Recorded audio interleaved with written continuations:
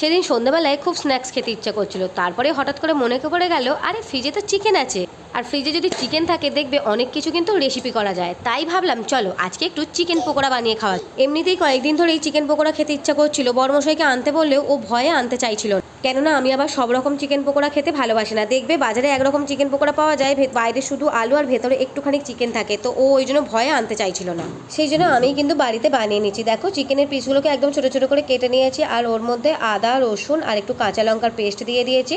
আর এবার দিয়ে দিচ্ছি ওর মধ্যে সয়া সস, চিলি সস, একটু ভিনিগার, লবণ, আর দেবো জিরে গুঁড়ো, ধনে গুঁড়ো। এগুলো মানে যে দেবে দেবে, না দেবে না দেবে, আমি আমার মতন করেই বানাচ্ছি। আর ওর মধ্যে দিয়ে দিচ্ছি কর্নফ্লাওয়ার, অল্প একটু ডিম দিলে একটু ভালো হতো, বাট আমার কাছে ডিম ছিল না বলে আর দেওয়া হয়নি।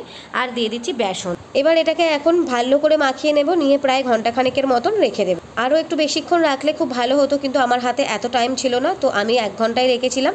তারপর দেখো ওইদিকে কড়াইতে দিয়ে দিয়েছি সর্ষের তেল, আর এই পকোড়া টোকোড়া একটু দেবে সর্ষের তেলে বেশি ভালো হয়। তেলটা গরম হয়ে গেলে ওর মধ্যে এক এক করে চিকেনগুলো ছেড়ে দিলাম, আর লাল লাল করে এইদিকে দেখো চিকেন পকোড়াগুলো ভেজে নিচ্ছি।